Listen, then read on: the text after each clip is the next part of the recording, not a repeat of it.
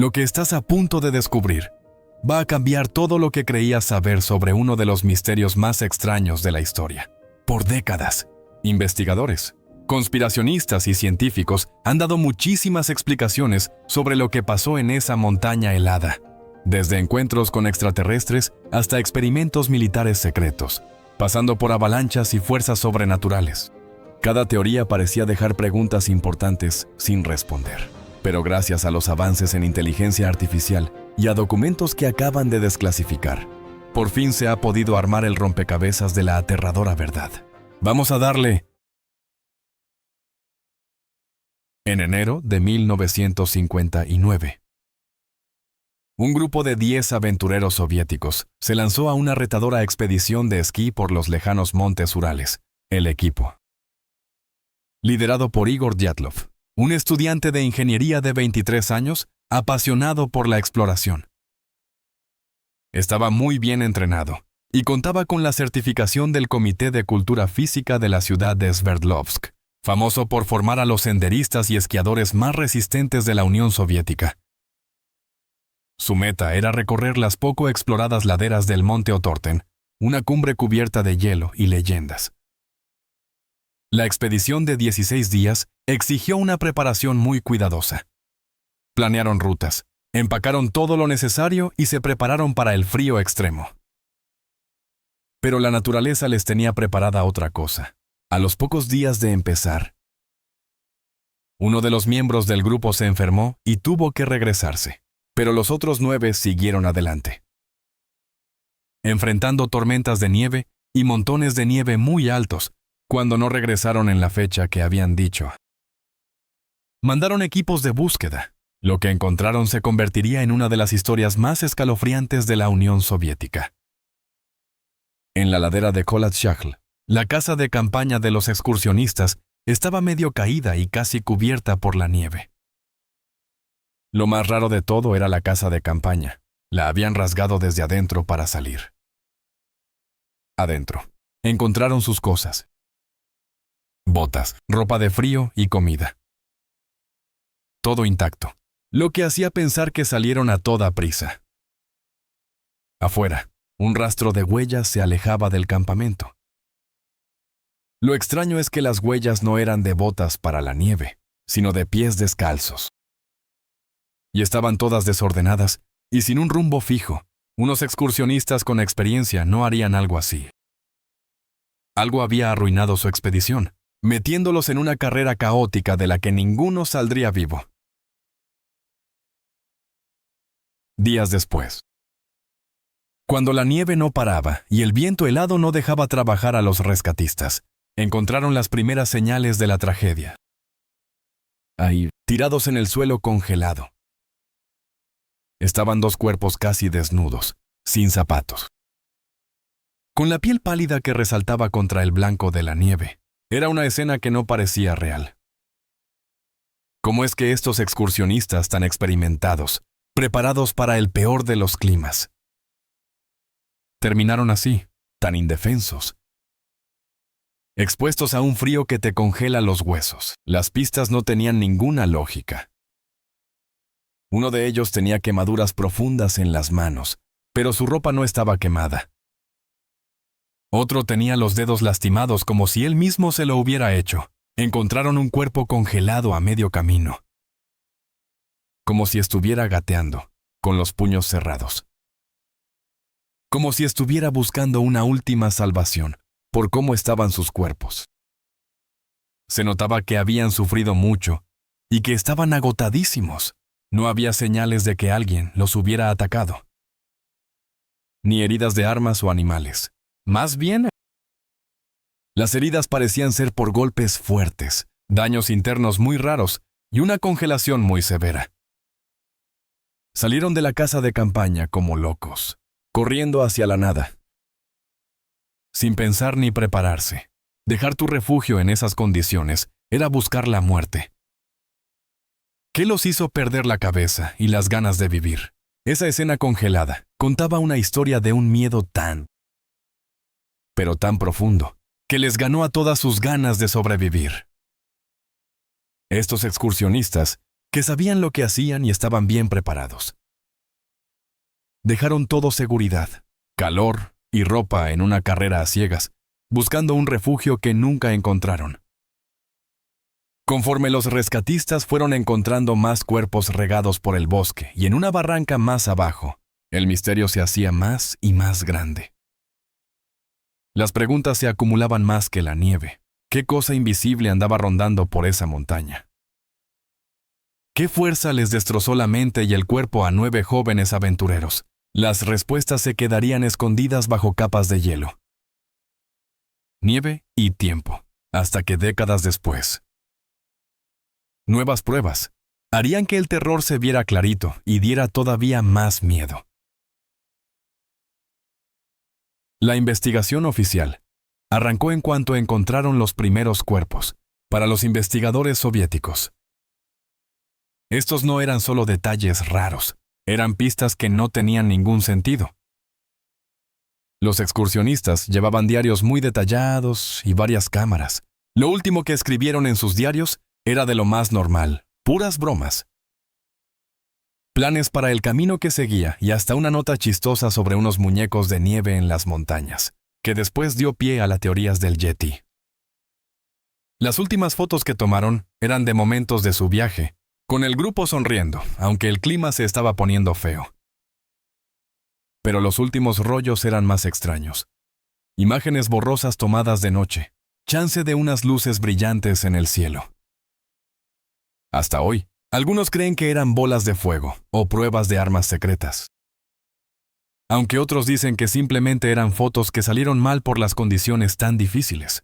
El equipo de búsqueda se dio cuenta de que las huellas que salían de la casa de campaña se veían clarito. Bien conservadas en la nieve, eran de gente que iba caminando tranquila. No corriendo. Algunas huellas eran de pies descalzos. Otras de calcetines o de un solo zapato. Esta calma al salir dejó a todos con la boca abierta. ¿Por qué 9 excursionistas con experiencia dejarían su único refugio a temperaturas bajo cero, sin ropa adecuada ni señales de pánico? Parecía como si algo o alguien los hubiera obligado a salir rápido pero sin caos. Entrevistaron a los cazadores locales, los Mansi. Ellos negaron haberles hecho algo a los excursionistas y dijeron que las montañas eran peligrosas, pero no que estuvieran embrujadas. Algunos de los pobladores contaron que vieron unas esferas luminosas en el cielo por las fechas de la tragedia, lo que alimentó la teoría de las pruebas militares secretas. Las familias de los fallecidos no dejaban de presionar a los investigadores con preguntas sobre las heridas tan raras y el color anaranjado de la piel, pero solo recibían silencio o respuestas que no decían nada.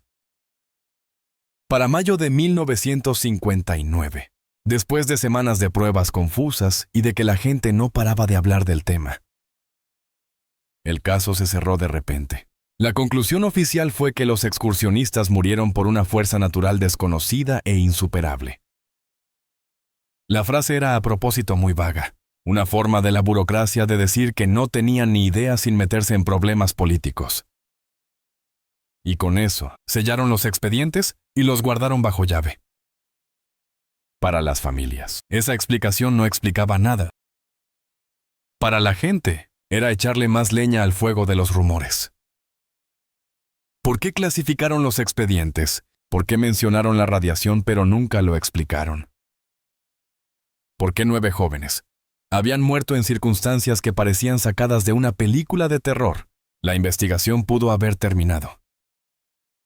Pero el misterio del Paso Dyatlov apenas comenzaba. Casi en cuanto encontraron los primeros 5 cuerpos, empezaron a correr rumores de que los excursionistas de Dyatlov habían visto algo de otro mundo. Mucha gente empezó a sacar sus propias teorías para explicar lo que había pasado.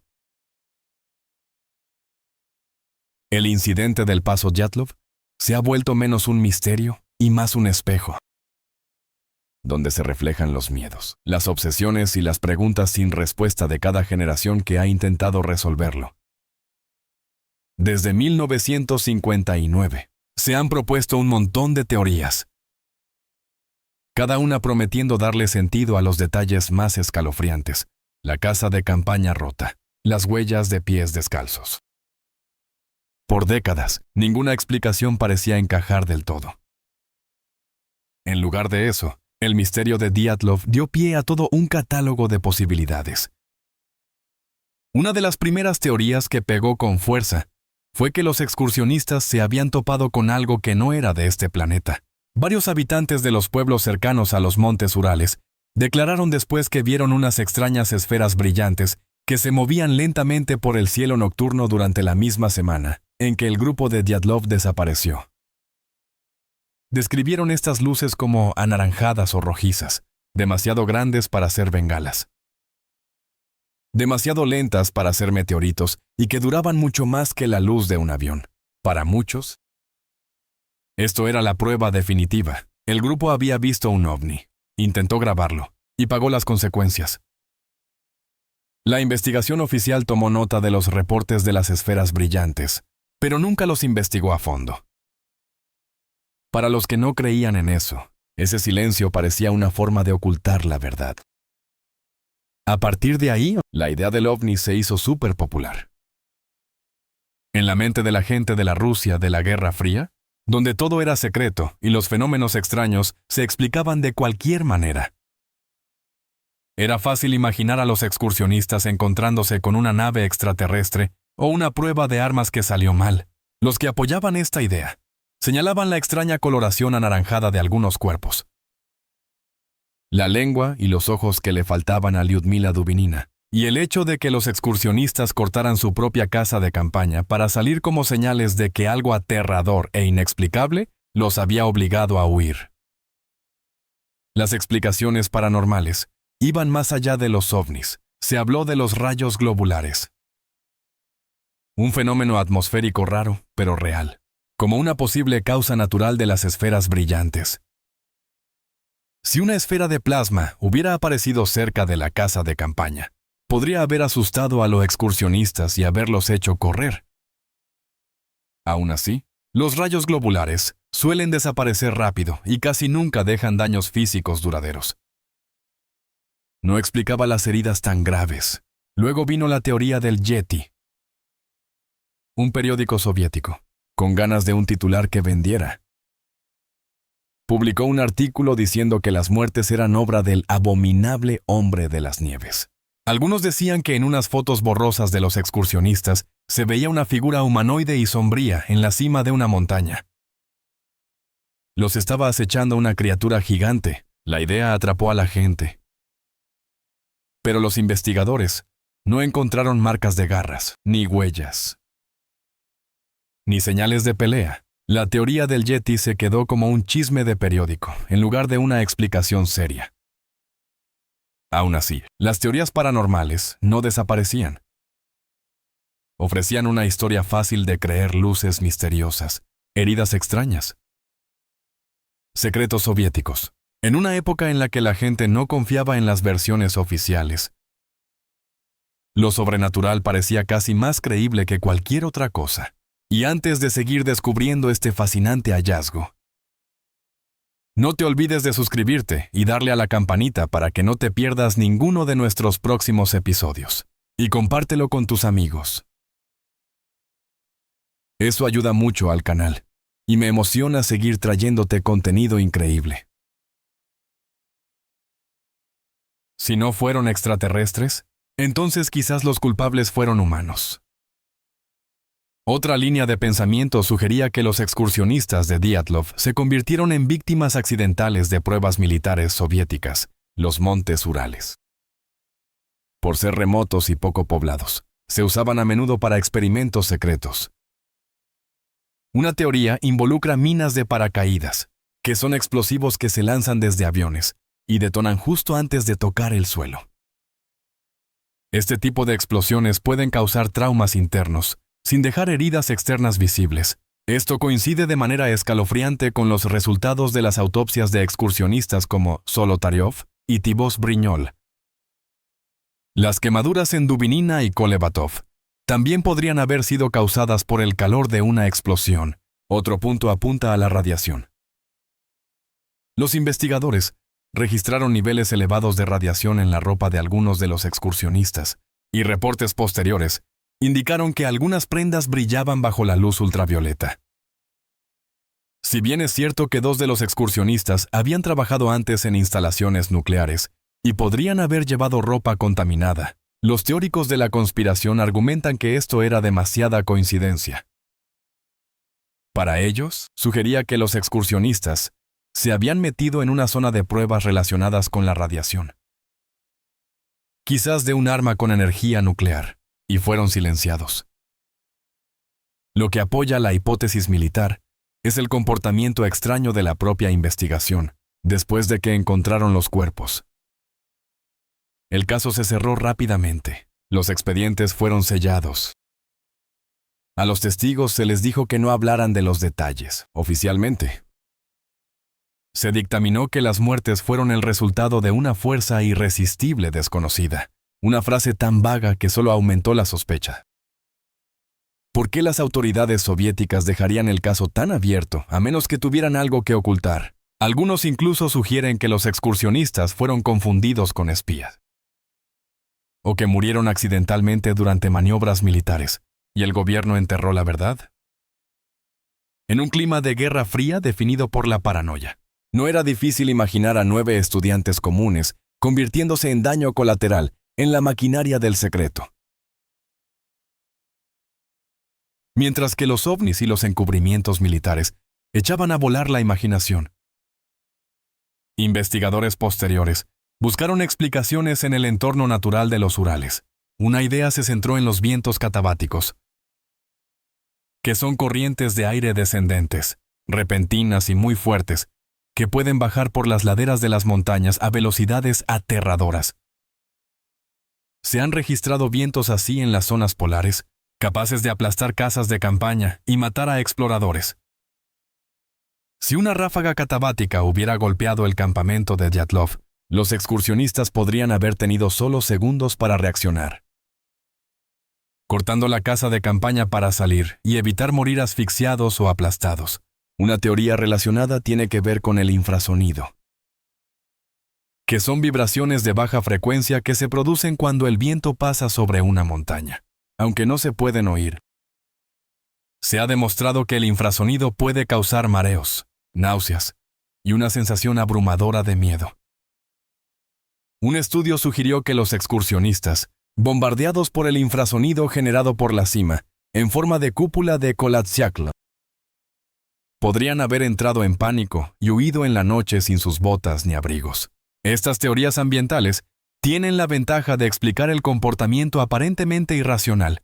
¿Por qué unos montañistas experimentados abandonarían su refugio en condiciones mortales? También coinciden con fenómenos meteorológicos conocidos. Sin embargo, les cuesta trabajo explicar las heridas devastadoras que encontraron en algunos de los excursionistas.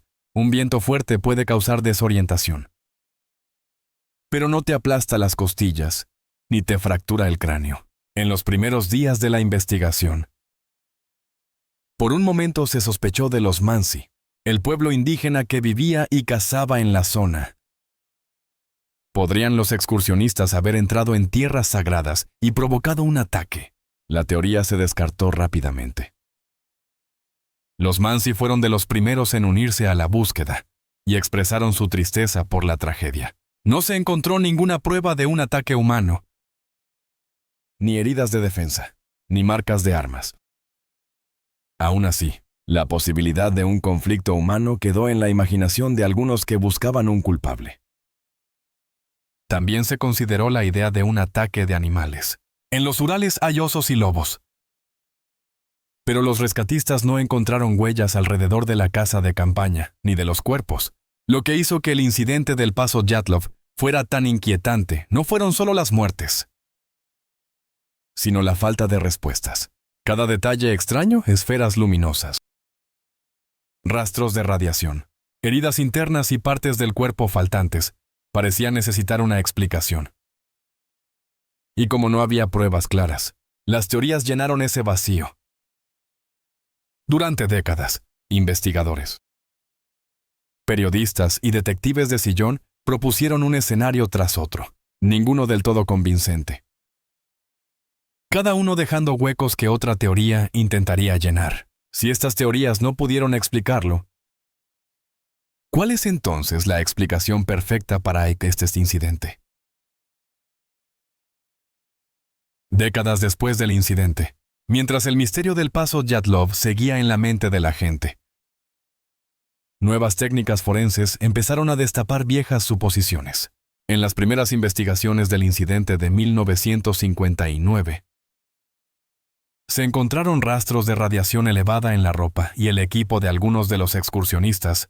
En ese entonces, los oficiales soviéticos se apuraron a decir que era contaminación, que había quedado de accidentes nucleares conocidos, sobre todo del famoso desastre de Kyshtym en 1957, que había soltado un montón de lluvia radiactiva por toda la región. Esta explicación, aunque sonaba conveniente, nunca convenció del todo. Ahora, vámonos a 2025. Cuando un equipo de científicos forenses nucleares hizo un análisis isotópico súper detallado en pedazos de la ropa de los excursionistas que se habían guardado, ahora bien cuidados, en archivos sellados, usando espectrometría de masas avanzada y técnicas de relación de isótopos que no existían en la época soviética. Examinaron las partículas radiactivas chiquititas que estaban metidas en las fibras de la tela. Los resultados fueron sorprendentes. La marca radiactiva no coincidía con los isótopos que duran mucho tiempo, como los de la lluvia radiactiva de Kyshtym, como el cesio-137 o el estroncio-90, que se quedan en el ambiente por décadas. En cambio, los isótopos que encontraron eran variantes raras y exóticas que duran muy poco, muy inestables, y que se usaban únicamente en aplicaciones radiológicas, militares secretas. Su presencia apuntaba sin lugar a dudas a una fuente controlada, no a una exposición al azar del ambiente. Lo que da todavía más escalofríos es el cuándo. Estos isótopos se deshacen muy rápido, lo que sugiere que la contaminación ocurrió poquito antes o incluso durante la misma expedición fatal. Esto no era un residuo viejo del ambiente. Era algo reciente y a propósito. Rastrear de dónde venían estos isótopos llevó a los investigadores a programas secretos de pruebas de armas soviéticas en plena Guerra Fría. Estos programas incluían armas radiológicas experimentales, diseñadas para dejar fuera de combate o eliminar objetivos a través de la exposición a la radiación, en lugar de con explosivos normales. ¿Será que los excursionistas se metieron sin querer en una zona de pruebas secreta? Fueron víctimas sin saberlo de un experimento militar de alto riesgo que salió mal. Además, 2 de las víctimas tenían conexiones documentadas, aunque no directas, con Kyshtym por su familia o su trabajo. Una coincidencia que antes había complicado la investigación. El análisis de 2025 rompió con la idea de que los excursionistas simplemente se habían topado con restos de lluvia radiactiva. En lugar de eso, pintó un cuadro mucho más siniestro. Estuvieron expuestos a materiales radiactivos de última generación, aplicados de una manera muy específica. Esta revelación causó un gran impacto en las comunidades científicas e históricas. Cuestionó la versión que por mucho tiempo se creyó de un desafortunado accidente de senderismo causado por la naturaleza o la mala suerte. En cambio, abrió un nuevo capítulo. Uno que involucra acciones secretas del Estado, experimentos con radiación, y un encubrimiento enterrado bajo capas de secretos de la Guerra Fría. Pero esto era solo el principio. La evidencia radiactiva era solo una pieza de un rompecabezas mucho más grande y aterrador que la inteligencia artificial finalmente armaría para mostrar una imagen completa de engaño sistemático y crueldad calculada. En abril de 2025, una serie de documentos soviéticos recién desclasificados confirmó las peores sospechas que se tuvieron durante décadas. Los excursionistas de Dyatlov habían entrado sin saberlo en una zona militar experimental clandestina, diseñada para probar tecnologías súper avanzadas de dispersión acústica y radiológica. Estas armas buscaban incapacitar o desorientar a los objetivos, usando ondas de sonido de baja frecuencia combinadas con agentes radiológicos. Una mezcla impensable en la guerra moderna y que, por supuesto, no aparecía en ningún registro público, según los archivos recuperados. Se habían instalado sistemas de vigilancia muy sofisticados por toda la zona de pruebas. Estos incluían cámaras térmicas, rastreadores de radiofrecuencia y sensores biométricos a distancia, capaces de monitorear los signos vitales desde lejos. Los documentos revelaron que los excursionistas fueron seguidos en tiempo real mientras luchaban por sobrevivir a esa noche mortal. Lo que más pone los pelos de punta es la descripción tan fría de la respuesta de los militares, o más bien, de su falta de respuesta. Los datos fisiológicos de los excursionistas fueron monitoreados hasta el momento en que sus corazones dejaron de latir.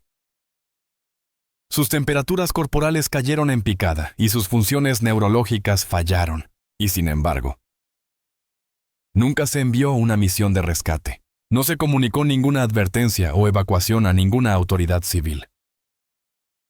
En lugar de eso, la respuesta oficial soviética fue de un ocultamiento calculado. Los cuerpos fueron catalogados con una precisión militar, sus heridas registradas y sus pertenencias aseguradas. Pero no se hizo ningún esfuerzo por proteger a las víctimas o evitar que se difundiera información falsa. A los primeros equipos de búsqueda, que llegaron días después, se les dio una historia ya preparada. Una fuerza natural irresistible y desconocida era la responsable, y las muertes eran trágicas pero inexplicables. La investigación de 1959 no había sido más que una tapadera, escrita y autorizada para ocultar la verdadera naturaleza del evento. El análisis de inteligencia artificial que finalmente resolvió este caso no se basó en especulaciones o teorías de conspiración. En cambio, procesó miles de datos que antes no estaban conectados: patrones del clima, registros de despliegue militar, firmas de radiación, patrones de lesiones y análisis del comportamiento de las víctimas en sus últimas horas. La inteligencia artificial encontró correlaciones que los investigadores humanos habían pasado por alto durante más de 6 décadas, pintando un cuadro de experimentación sistemática en sujetos humanos que no sabían lo que estaba pasando. Las armas acústicas que se estaban probando fueron diseñadas para crear precisamente el tipo de pánico y desorientación que llevaría a excursionistas experimentados a abandonar su refugio en condiciones mortales: las frecuencias de infrasonido, combinadas con pulsos electromagnéticos dirigidos, podían inducir alucinaciones, ansiedad extrema y una pérdida total de la capacidad de tomar decisiones racionales. Los excursionistas no huyeron de su tienda por el viento o una avalancha. Fueron expulsados por armas invisibles que atacaron sus mentes directamente, pero la crueldad no terminó ahí. El componente radiológico del experimento fue diseñado para estudiar los efectos de la exposición a la radiación de bajo nivel en sujetos humanos bajo estrés extremo. Los excursionistas se convirtieron en sujetos de prueba involuntarios en un programa que violaba todos los principios de la decencia humana y la ética médica. Su sufrimiento no fue accidental, fue medido, registrado y analizado por científicos que los veían como simples especímenes de laboratorio. Incluso la reciente reexaminación del caso en 2020, que muchos esperaban que finalmente diera respuestas, se reveló que había sido desviada intencionalmente, guiada por desinformación plantada en los archivos soviéticos y perpetuada por intereses modernos reacios a desenterrar viejos secretos. Durante 66 años, el mundo creyó que el incidente del paso Dyatlov era un misterio inquietante y enigmático de la crueldad de la naturaleza o de fuerzas paranormales. Pero la verdad, finalmente revelada, cuenta una historia mucho más oscura. Los excursionistas fueron víctimas inocentes de un sistema despiadado y secreto, de pruebas de armas experimentales realizadas con un desprecio total por la vida humana. El gran avance llegó cuando por fin se usaron sistemas avanzados de inteligencia artificial para resolver este misterio de décadas. A diferencia de los investigadores humanos, que muchas veces se clavaban con una sola teoría o explicación, la inteligencia artificial analizó el incidente del paso Dyatlov con una lógica fría y calculadora. Analizó miles de variables al mismo tiempo: datos del clima, estudios geológicos, registros militares, informes médicos, pruebas fotográficas y hasta perfiles psicológicos de las víctimas. La inteligencia artificial encontró patrones que los humanos no habían podido ver en más de 60 años. Relacionó el momento del incidente con ejercicios militares secretos en la zona. Comparó las heridas específicas de las víctimas con los efectos conocidos de armas sónicas experimentales. Rastreó los isótopos radiactivos hasta las instalaciones exactas de donde provenían. Y lo más importante, se dio cuenta de que la naturaleza aparentemente aleatoria y caótica de las muertes era en realidad una prueba muy sistemática de un experimento controlado. La inteligencia artificial reveló que la ruta de los excursionistas había sido vigilada a propósito desde que entraron en la zona restringida. Siguieron sus movimientos, posiblemente grabaron sus conversaciones y midieron sus reacciones físicas en tiempo real. El hecho de que rasgaran la tienda, que huyeran descalzos hacia la nada, el patrón específico de las heridas, todo esto no fueron actos de pánico al azar, sino respuestas predecibles a pruebas de armas cuidadosamente calibradas. El análisis de la inteligencia artificial mostró que las armas acústicas crearon una zona de terror psicológico alrededor del campamento. Los excursionistas tuvieron alucinaciones auditivas, una desorientación extrema y unas ganas incontrolables de huir. Las frecuencias de infrasonido afectaron su equilibrio, lo que explica por qué las huellas eran tan erráticas. Los pulsos electromagnéticos interfirieron con sus sistemas nerviosos, causando las quemaduras y el daño neurológico que se encontraron en las autopsias. Lo más perturbador de todo es que la inteligencia artificial determinó que los observadores militares tuvieron varias oportunidades para intervenir y salvar la vida de los excursionistas. El monitoreo en tiempo real significa que vieron cómo 9 jóvenes morían lentamente de hipotermia, exposición a la radiación y heridas por el trauma. La decisión de dejarlos morir no fue un accidente ni algo inevitable. Fue una elección calculada para mantener en secreto el programa de armas y recopilar todos los datos sobre los efectos de sus tecnologías experimentales. Esta revelación es más que una simple corrección histórica. Es un duro recordatorio de hasta dónde llegaba la crueldad en la época de la Guerra Fría, de lo poco que valían las vidas humanas en la carrera por la supremacía militar, y de las cicatrices que dejan los gobiernos dispuestos a sacrificar a inocentes por un progreso oculto en las sombras. El incidente del paso Dyatlov no fue un misterio de la naturaleza o de lo sobrenatural.